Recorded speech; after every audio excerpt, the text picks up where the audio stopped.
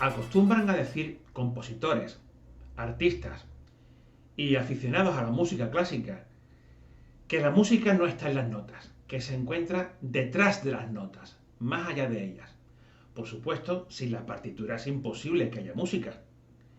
Y sin una buena ejecución, una buena materialización sonora de lo que está escrito, tampoco puede haber música. Pero creo que todos convenimos en que para conseguir que esa música funcione, para hacer justicia a lo que el compositor escribe, hay que ir más allá, hay que mirar detrás. Es decir, hay que realizar no una mera ejecución, sino también una interpretación.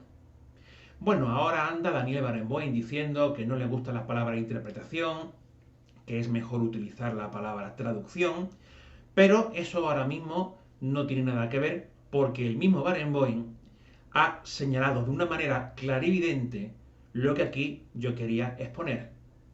Que el intérprete, bueno, el traductor, como él diría, tiene que saber por qué las notas son esas y no otras.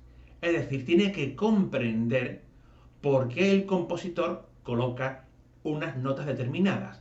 Por qué en un momento dado hay un cambio melódico, un cambio rítmico, un cambio armónico o una modificación en la instrumentación, en los colores. El artista debe conocer a fondo la partitura y entender los porqués, entender las decisiones expresivas que se encuentran detrás de las notas. Esto no solamente implica atender a cosas como el contexto histórico, que es importante, la personalidad del compositor, que también puede ser importante, las técnicas de ejecución de la época en la que esa música se escribió, que también es algo fundamental. Se trata sobre todo de analizar la relación entre las notas, la relación entre todo aquello que está escrito. Solamente partiendo de un buen conocimiento se podrá hacer una buena traducción-interpretación. Si no, nos estamos limitando a ejecutar, a materializar las notas de una manera mecánica, de una manera, llamémosle así, sin sentimientos. Pero ojo, que interpretar con sentimiento no significa que el intérprete esté muy emocionado cuando interpreta. Tú puedes estar emocionadísimo y hacer una traducción-interpretación terriblemente fría. Se trata de que cuando tú materializas en lo sonoro esas notas, has entendido las relaciones anteriormente citadas y las traduces de una manera apropiada. Bueno, pues con la historia ocurre algo parecido. Hacer historia, trabajar como historiador, no consiste en narrar los hechos. Por supuesto que los hechos, los datos son fundamentales, sin saber cuáles son los sistemas económicos y sociales, cuál es la vertebración política de una determinada civilización, cuáles son los personajes más destacados, cuáles son los grandes acontecimientos bélicos, cuál es el sistema cultural, etcétera, no podemos hacer historia. Conocer los hechos es imprescindible. Ir a un archivo y sacar datos es fundamental. Recorrer otro tipo de fuentes para extraer determinados acontecimientos o circunstancias es imprescindible. Pero con ello no basta. La historia está detrás de los datos. Para realmente hacer historia hay que interpretar, traducir, como diría Daniel Barenboim. Es decir, encontrar la relación entre todos esos datos. Por eso mismo debemos rechazar una visión meramente memorística de la historia, una visión que se limite a narrar los hechos. Desdichadamente, nuestro actual sistema de estudios pues no permite en este sentido apartarse mucho de la narración de los hechos, toda vez que la actual prueba de acceso a la universidad, la antigua selectividad, en el caso al menos de historia, es bastante memorística. Se pide que se narren unos determinados hechos. Y por eso muchas veces en segundo de bachillerato, en Historia de España, los profesores no podemos hacer lo que realmente queremos. Muchas veces tenemos que ofrecer al alumnado una serie de acontecimientos puestos uno detrás de otro para que sepa responder con corrección a aquello que se pregunta en esa prueba. Pero para de verdad ser historiador, lo que hay que hacer es interpretar.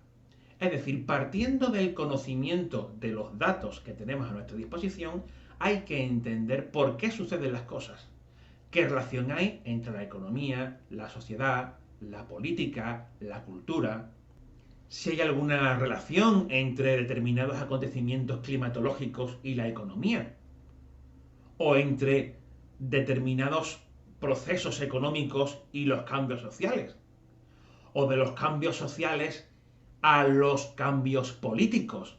Aquí estoy hablando un poco la manera marxista de entender la economía como motor de la historia. Pero ojo, que esta manera de ver las cosas, según Marx, no es la única posible. También puede haber elementos que no sean económicos en una civilización que afecten a otras partes de estas estructuras, como capas superpuestas, que conforman una determinada etapa histórica. Encontrar esas relaciones entre causas y efectos, entre aspectos económicos, políticos, sociales, culturales, bélicos, artísticos, religiosos, eso es lo que tiene que hacer un historiador. Y plantear hipótesis que sean plausibles, es decir, hipótesis bien argumentadas, en las cuales exista una posibilidad clara de que eso haya sido así. El historiador no tiene que llegar a conclusiones fijas y determinantes, no tiene que encontrar la verdad, porque la verdad no existe. El historiador tiene que someter los datos que tenemos a un análisis crítico, valorar mediante la razón hasta qué punto esas informaciones que nos han llegado a través de las fuentes directas e indirectas son válidas. Y una vez que hayamos realizado ese análisis racional y crítico de las fuentes, intentar una reconstrucción de los porqués de las cosas y establecer, como decía antes, hipótesis plausibles, hipótesis que sean razonables y que estén razonadas, aunque puedan no ser las únicas, pueden enfrentarse a otras determinadas visiones, pero todas ellas, aunque sean completamente opuestas, tienen que estar argumentadas mediante la razón. Ese es nuestro objetivo. Por eso, en nuestras clases nos esforzamos porque el alumno entienda lo que escribe y razone lo que escribe. La mera reproducción memorística de una serie de apuntes es mero papagallismo, no es algo que estimemos de una manera positiva a los profesores, porque eso no conduce a la verdadera investigación histórica. Si los historiadores nos limitamos a reproducir lo que nuestros mayores nos han dicho, es imposible que avancemos nunca en la investigación.